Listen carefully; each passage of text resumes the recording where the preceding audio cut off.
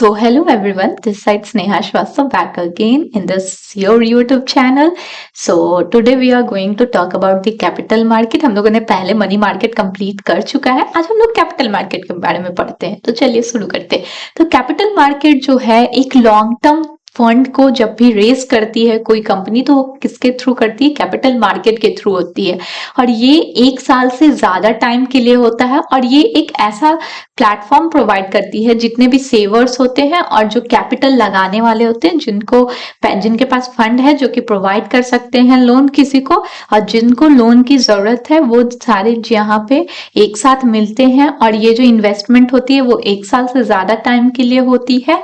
और यहाँ पे जितने भी होते हैं रेज इन्वेस्टमेंट सारी 1 साल से ज्यादा के लिए, लंबे समय के लिए जब भी होते हैं तो ये किसके अंदर कंसिडर किया जाता है, कैपिटल मार्केट के अंदर कंसिडर किया जाता है। यहाँ पे बहुत सारी कंपनीज, गवर्नमेंट, स्टॉक मार्केट, जितना भी आप सुने होंगे ये सब यहाँ पे ही इन्वॉल्व होता है।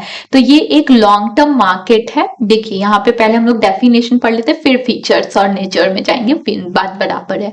तो नेचर यहाँ पे कैपिटल मार्केट जो है एक फाइनेंशियल मार्केट है। जैसा मैंने बताया ये एक ऐसा फाइनेंशियल मार्केट है जहां पे पैसों में डील होती है, उसी को फाइनेंशियल मार्केट होगा, जो कि डील करता है रेस करने में और इन्वेस्ट करने में लॉन्ग टर्म फंड को। और जनरली ये 1 साल से ज्यादा समय के लिए होता है और ये एक ऐसा प्लेटफॉर्म प्रोवाइड कराता है जहां पे इन्वेस्टर जो पैसा को इन्वेस्ट करना चाहते हैं और अपने पैसे को ग्रो करना चाहते हैं वो, और जो कैपिटल जो कि जिनको फंड की जरूरत है, जैसे कंपनीज, गवर्नमेंट, उनको फंड की जरूरत है कोई भी एक्सपेंशन करने के लिए, डाइवर्सिफिकेशन करने के लिए या फिर किसी इंफ्रास्ट्रक्चर में डेवलप करने के लिए, तो उनके फंड की जरूरत है कि वो लॉन्ग टर्म फंड को, फाइनेंशियल रिसोर्सेज को वो पूरा कर सके। ये इसी मार्केट के थ्रू हो पाता है कैपिटल मार्केट। आपने सुना होगा स्टॉक मार्केट, एनएससी, बीएसई, ये सब इसी के अंदर कैपिटल मार्केट के ही अंदर आता है। और हम लोगों ने मनी मार्केट को पिछले वाले वीडियो में बहुत अच्छे से डिस्कस किया था, उसके नेचर, इंस्ट्रूमेंट, फीचर्स।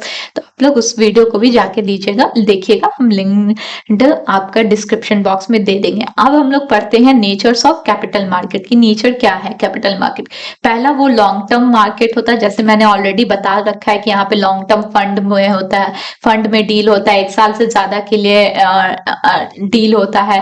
और बिजनेस और गवर्नमेंट एक साथ आते हैं, यहाँ पे लॉन्ग टर्म के फंड की रिक्वायरमेंट की जाती है, एक्सपेंशन होता है, इंफ्रास्ट्रक्चर को मॉडर्नाइजेशन, किसी भी पुराने चीजों को फिर से रिन्यू कर देना, मॉडर्नाइजेशन कर देना, या फिर इंफ्रास्ट्रक्चर को डेवलप करना। तो ये सारे कितने आते हैं लॉन्ग टर्म मार्केट ही, इसीलिए इनको लॉन्ग टर्म मार्केट कहा जाता है। ये इनका पहला नेचर है। दूसरा नेचर, ये डील करती है सिक्योरिटीज में। कौन कौन से सिक्योरिटीज में ये डील करती है?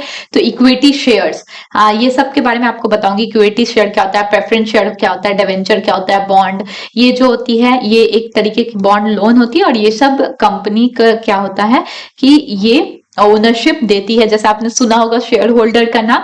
तो ये डील इन सिक्योरिटीज के अंदर आ जाता है। और ये जो होती है लॉन्ग टर्म के लिए एक किसी भी कंपनी के अंदर ओनरशिप देने का काम करती है। और लॉन्ग टर्म बोरोविंग मतलब लॉन्ग टर्म लोन भी ये प्रोवाइड कराती है, इसके थ्रू कैपिटल मार्केट में होता है। ठीक है। और फिर इसके अंदर कौन कौन से मार्केट आते हैं? तो इसके अंदर 2 मार्केट आते हैं, प्राइमरी मार्केट आते हैं और सेकेंडरी मार्केट होता है। प्राइमरी मार्केट वैसा मार्केट होता है, मैं ये दूसरी बार बता रही हूँ, प्राइमरी मार्केट वैसा मार्केट होता है जहां पे न्यू सिक्योरिटीज की डील की जाती है। और सेकेंडरी मार्केट वैसा मार्केट होता है जहां पे एग्जिस्टिंग जो सिक्योरिटीज हैं उसकी डील की जाती है, मतलब ऑलरेडी जो मार्केट में सिक्योरिटीज हैं उसकी डील की जाती है। और ये दोनों ही ये इंश्योर करता है कि कैपिटल फॉर्मेशन भी हो, मतलब फंड का ज्यादा से ज्यादा और फंड की ग्रो हो और लिक्विडिटी, कैश इजिली कैश में ट्रांसफर हो जाए, तो इसी को लिक्विडिटी कहते हैं। फिर हो गया रेगुलेशन मार्केट। ये रेगुलेटेड मार्केट, ये जो होती है ये रेगुलेट होती है, रेगुलेटेड होती है सेबी से, security exchange board of India से, जिसके कारण ये पूरे मार्केट में इंश्योर्ड हो पाता है, ट्रांसपेरेंसी, फेयरनेस और प्रोटेक्ट हो पाता है इन्वेस्टर के ट्रस्ट को। जैसे कि मान लीजिए कोई भी इन्वेस्टर्स है जो कि इन्वेस्ट किया अपना पैसा, तो उसको कहीं ना कहीं तो सिक्योरिटी चाहिए ना, तो वो सिक्योरिटी क्या करती है, security board of exchange provide करती है कि नहीं कोई उनके ऊपर, कंपनीज के ऊपर भी है जो कि उनका देख रहा है सारे शेयर्स को, कहीं पे फ्रॉड ना हो जाए, कहीं पे इंट्रा ट्रेडिंग ना हो। तो ये सारे स्ट्रॉन्ग रेगुलेट पूरे फ्रेमवर्क को करती है एनएससी बीएससी इन सबको। और भी बहुत सारे हैं ऐसे हैं हमारे पास, अप्रॉक्स बहुत सारी बहुत सारे स्टॉक एक्सचेंज है, तो उन सब के भी बारे में हम लोग पढ़ेंगे। सिर्फ एनएससी बीएससी बहुत फेमस है, बाकी बहुत सारे हैं स्टॉक एक्सचेंज, तो उनके बारे में पढ़ेंगे। तो वो सबको कौन रेगुलेट करता है, सेबी करता है, क्योंकि उन लोगों को भी कहीं ना कहीं ये डर रहता है कि मेरे ऊपर भी कोई है, तो ये काम हो जाता है रेगुलेटरी बॉडीज में, यही है। और involving higher risk and return, यहाँ पे क्या होता है कि हायर रिस्क, जितना ज्यादा आपने सुना होगा कि जितना ज्यादा प्रॉफिट उतना ज्यादा रिस्क रहता है, और जितना कम रिस्क रहता है उतना कम प्रॉफिट भी रहता है।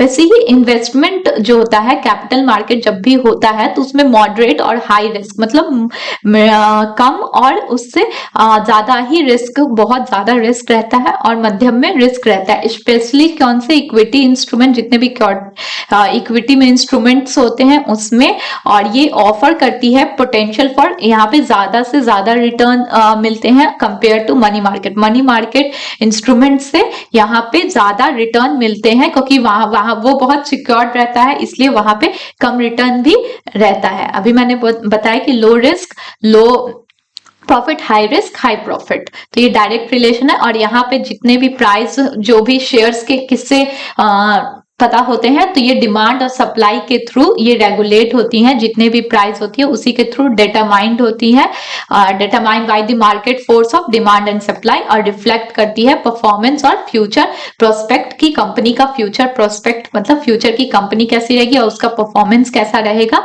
इसके डिमांड और सप्लाई के थ्रू। जिसका ज्यादा डिमांड रहेगा उसका ज्यादा प्राइस रहेगा, और जिसका कम डिमांड रहेगा उसका कम सप्लाई, मतलब कम प्राइस रहेगा। That's all for today. Thank you so much for watching this video.